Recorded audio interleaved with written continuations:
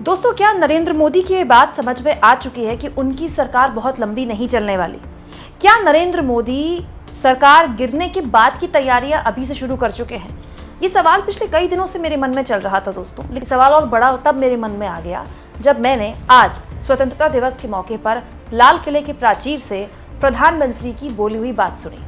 वैसे तो मोदी जी ने बहुत कुछ बोला है, अगर आप विस्तार से वो सब कुछ समझना चाहते हैं तो आप मेरी ये वीडियो देख सकते हैं जिसमें मैंने आपको बताया कि कौन कौन सी बातें उन्होंने बोली जिसको लेकर लोगों को आपत्ति है।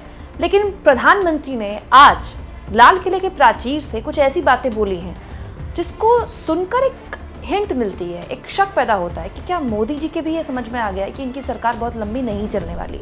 एक्चुअली में हमारे देश में गठबंधन की सरकारें ही ज़्यादा रही हैं।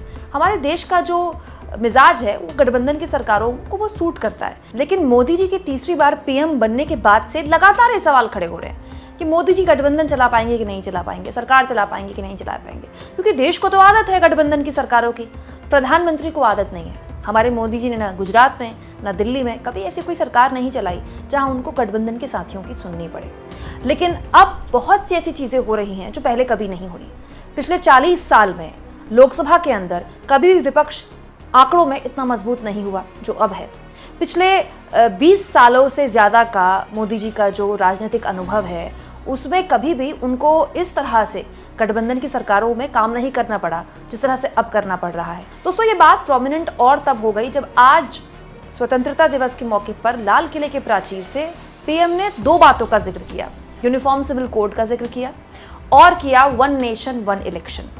दोस्तों, ये सारे जो बातें होती थी, UCC, uniform civil code, one nation one election, ये हम चुनाव से पहले सुनते थे। न्यूज़ चैनल्स में इस पर डिबेट होती थी और बीजेपी शासित राज्य उत्तराखंड, वहाँ तो यूसीसी लाया जा चुका है और यूनिफॉर्म सिविल कोड को लेकर खूब बातें कही जाती थी। एनआरसी को लेकर भी दावे किए जाते थे, हालांकि बाद में सरकार ही पीछे हट गई। लेकिन यूनिफॉर्म सिविल कोड को लेकर खूब डिबेट हुई है चुनाव के दौरान भी। लेकिन जब से सरकार बनी तब से यूसीसी पर बात सरकार ने करनी बंद कर दी एक तरह से। माना गया कि क्योंकि ऐसी पार्टियों के साथ गठबंधन है मोदी जी का, टीडीपी, नीतीश कुमार, जो कि अपनी सेकुलर छवि के लिए काफ़ी ज़्यादा मतलब उनको फिक्र रहेगी अपनी सेकुलर छवि की। और चंद्रबाबू नायडू साहब को तो मुसलमानों का वोट मिलता है, तो वो यूसीसी की बात क्यों करेंगे, और अगर करेंगे तो वो सरकार के साथ क्यों खड़े होंगे। तो इसीलिए गठबंधन की सरकार चलाने में दिक्कत ना हो, ऐसा लगा कि यूसीसी, यूनिफॉर्म सिविल कोड और वन नेशन वन इलेक्शन जैसे मुद्दे ठंडे बस्ते में डाल दिए गए हैं। लेकिन आज प्रधानमंत्री ने इसका जिक्र क्यों किया, ये अपने आप में सवाल खड़ा होता है, क्योंकि अब जिस तरह की सरकार केंद्र में है, सरकार के लिए बहुत मुश्किल है वन नेशन वन इलेक्शन जैसा कुछ कानून वो लेकर आ जाए या बिल लेकर आ जाए या फिर यूनिफॉर्म सिविल कोड लेकर आया। अब पहले वाली बात नहीं रही दोस्तों, और सच्चाई ये है कि ये बात मोदी जी भी जानते हैं। और इसी को जोड़कर आप कुछ दिन पहले जो कि लोकसभा में हुआ है उस क्रम को देख लीजिए। वक्फ संशोधन बिल जब लाया जा रहा था सरकार द्वारा, बड़ी बड़ी बातें कही गई कि हमने इनसे बात की, हमने उनसे बात की। उस वक्त सरकार का टीडीपी ने, जेडीयू ने समर्थन भी किया। कैबिनेट का हिस्सा हैं दोनों, तो कैबिनेट में पास हुआ होगा बिल, तो जाहिर तौर पर समर्थन किया होगा। लेकिन बाद में टीडीपी ने जोर दिया कि आप जेपीसी में से भेज दीजिए। और जाहिर सी बात है सरकार को इस बात का अंदाज़ा होगा कि हो सकता है कि इसको ठंडे बस्ते में डालना पड़ जाए, हेडलाइन भले ही बन जाए 2 दिन के लिए, लेकिन बाद में जेपीसी में ये बिल जा सकता है। लेकिन फिर भी सरकार ये बिल लेकर आई। क्या आपने सोचा है?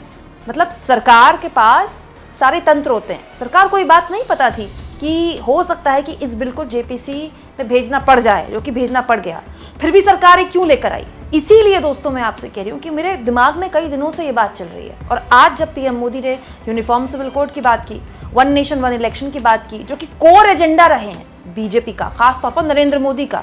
वन नेशन वन इलेक्शन तो नरेंद्र मोदी पिछले 10 साल से बोल रहे हैं। यूनिफॉर्म सिविल कोड तो संघ का, बीजेपी का एक ऐसा मुद्दा रहा है जो शुरुआत से रहा है। राम मंदिर, यूनिफॉर्म सिविल कोड, कश्मीर की धारा 370, ये हमेशा घोषणा पत्र में बीजेपी शामिल करती रही है। लेकिन अब जो बातें मैंने आपको बताई, अब आप उसको पॉइंट दर पॉइंट जोड़कर देखिए। सरकार जानती थी कि वो वक्फ संशोधन बिल जो लेकर आई है वो उसे ठंडे बस्ते में डालना पड़ सकता है, उसके बावजूद भी वो लेकर आई। क्यों? सरकार ये जानती है कि यूनिफॉर्म सिविल कोड अब पास करना आसान नहीं होगा उसके लिए, मतलब उसके पसीने छूट जाएंगे, शायद पॉसिबल ही ना हो। फिर भी पीएम ने उसकी बात की। सरकार ये जानती है कि आज जिस हालात में लोकसभा के अंदर वो है, वन नेशन वन इलेक्शन नहीं हो पाएगा। फिर भी सरकार ने उसकी बात की, मोदी जी ने इसकी बात की। तो क्या मोदी जी ये बात समझ गए हैं कि बहुत लंबा अगर ये सरकार नहीं चली तो इस सरकार के रहते ही जो कोर वोटर है बीजेपी का, हर हाल में जो बीजेपी के साथ खड़ा होता है, और वो वोटर जिसको आप मोदी समर्थक वोटर भी कहते हैं, एक मैसेज ऐसा चला जाए दोस्तों जिसमें बीजेपी अपने उस कोर वोटर को सेटिस्फाई करे कहते हुए कि देखिए हम तो वक्फ संशोधन बिल लाना चाहते थे, हम तो चाहते कि यूनिफॉर्म सिविल कोड लाएं, हम तो चाहते थे वन नेशन वन इलेक्शन लेकर आए, हमने तो लाल किले की प्राचीर से इसका ऐलान किया था, हमने बताया था कि इस कदम को लेकर आगे बढ़ना चाहिए, लेकिन हम क्या करें, गठबंधन के साथियों ने साथ नहीं दिया, सरकार गिर गई। नहीं तो आप खुद सोचिए, ये मैं जान रही हूँ, ये आप जान रहे हैं कि यूसीसी या फिर वन नेशन वन इलेक्शन या वक्फ संशोधन बिल सरकार के लिए इतना आसान नहीं है पार करना, फिर भी सरकार उस पर बात कर रही है। क्यों कर रही है सरकार? ऐसे मुद्दों को क्यों लेकर आ रही है जिस पर वो जानती है कि वो कुछ नहीं कर सकती, वो जानती है कि उसके हाथ बंधे हुए हैं। और तो और दोस्तों, यूनिफॉर्म सिविल कोड को लेकर तो मोदी जी ने जो बातें बोली, जो जिस तरह के शब्दों का इस्तेमाल किया, उस पर भी बहुत लोगों को आपत्ति है।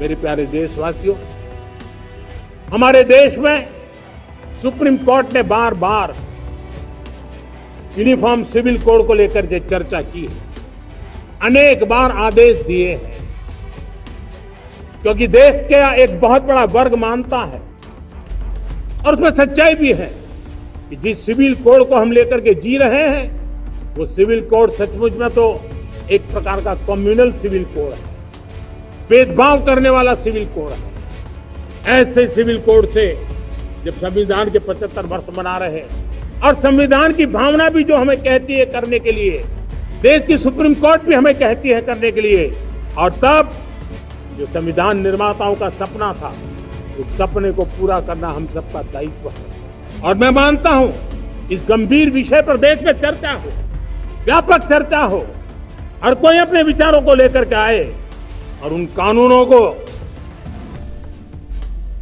जो कानून धर्म के आधार पर देश को बांटते, जो ऊंच नीच का कारण बन जाते हैं, ऐसे कानूनों को आधुनिक समाज में कोई स्थान नहीं हो सकता है। और इसलिए मैं तो कहूंगा, अब समय की मांग है कि देश में एक सेकुलर सिविल कोड हो। हमने कम्युनल सिविल कोड में 75 साल बिताए हैं, अब हमें सेक्युलर सिविल कोड की तरफ जाना होगा, और तब जाकर के देश में धर्म के आधार पर जो भेदभाव हो रहे हैं, सामान्य नागरिक को जो दूरी महसूस होती है, उससे हमें मुक्ति मिलेगी।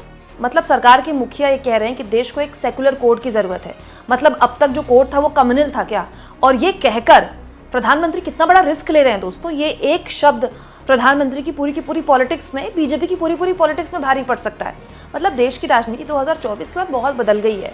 राहुल गांधी खुलकर पिछड़ों की राजनीति कर रहे हैं, मंडल की राजनीति से आगे निकल चुके हैं, जातिगत जनगणना की बात कर रहे हैं, राहुल गांधी आरक्षण की बात कर रहे हैं। इसके अलावा दोस्तों कोई भी पार्टी नहीं है देश की जो बाबा साहब भीमराव अंबेडकर के रास्ते में चलने की बात ना करती हो। खुद मोदी जी भी उनको अपना सबसे बड़ा मतलब आदर्श मानते हैं बाबा साहब को। उसके बावजूद भी दोस्तों बाबा साहब द्वारा बनाया गया संविधान जिसका हम सब अनुपालन करते हैं, उसको मोदी जी एक तरह से कम्युनल कह रहे हैं, और ये कह रहे हैं कि सेक्युलर कानून की जरूरत है।